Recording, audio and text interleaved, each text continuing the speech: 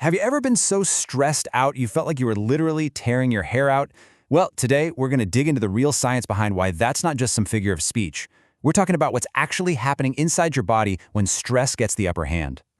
I mean, we've all said it, right? It's the go-to line when you are just completely at your wit's end. It just feels like the only way to describe that level of total frustration. But is it? Or is there something more going on? Does your body actually, listen when your mind is screaming that it's under that much pressure? Well, the answer, it turns out, is a huge yes. And this is the part that's so important to understand. The science is crystal clear on this. Major emotional stress, we're talking work pressure, a tough breakup, money troubles, is a well-documented, proven cause of hair loss. It is not just a saying, it's a real physiological response.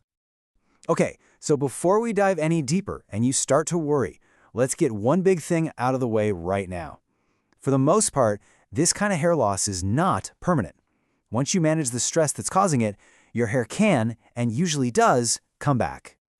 Now, you do have to be patient. Your hair's growth cycle, it's kind of slow. So once that stressor is out of the picture, it's going to take about 6 to 9 months for your hair to really get back to its normal thickness. The follicles just need time to get back on their regular schedule. So stress doesn't just cause some vague general hair loss. Scientists have actually linked it to 3 very specific diagnosable conditions. So let's put a name to exactly what might be going on. First up, you've got Telogen Effluvium. This is the most common one.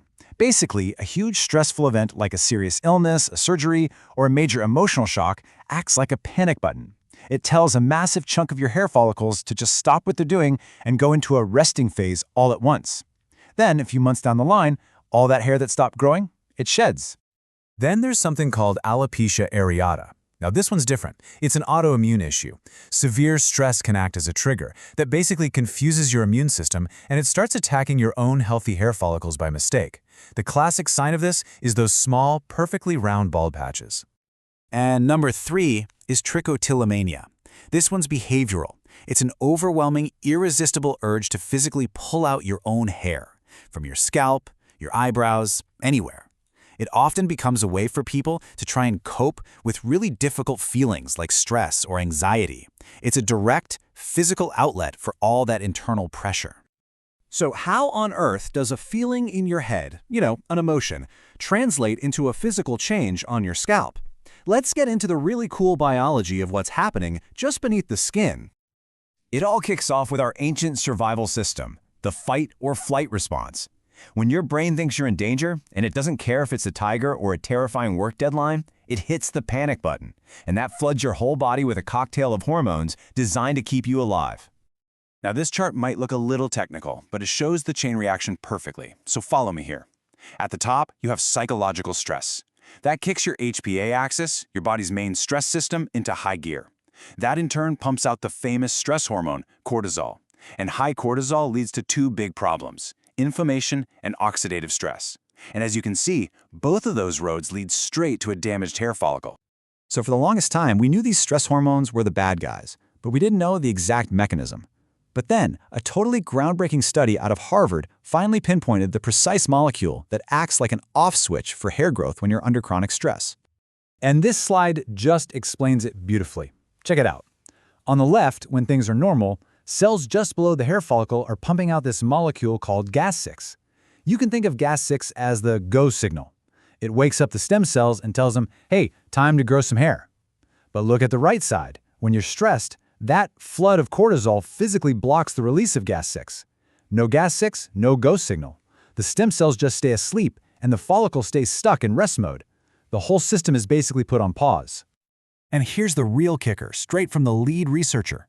They found that even when the stress was happening, if they just manually added Gas6 back into the equation, it was enough to wake those stem cells right back up and kickstart hair growth. It's incredible. It proves this is the mechanism, and it could totally change how we look at treating this in the future. Okay, so we've got the science, but let's bring this back to the real-world human experience. Because honestly, the biology is only half the story. The other half is this powerful and frankly awful psychological feedback loop that can make everything so much worse. This right here is where it gets so tricky. It's a vicious cycle. So, step 1, something stressful happens. Step 2, a few months later, you start noticing the shedding. But then comes step 3. Seeing your hair fall out becomes a brand new stressor, and that causes more anxiety, which pumps more cortisol into your system, which, you see where this is going, it just fuels itself.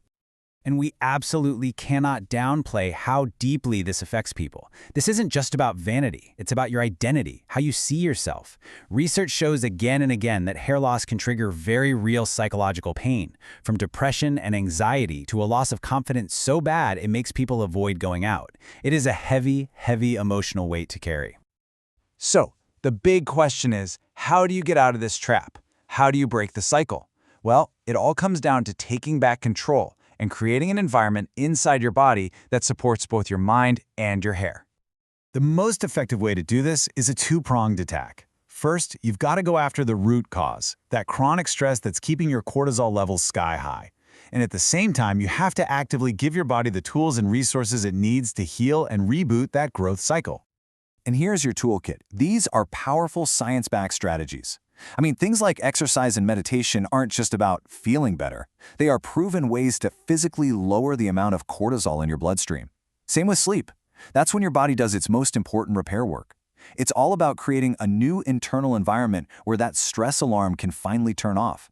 And part of that is talking with a professional, not just about therapy, but about your whole health picture.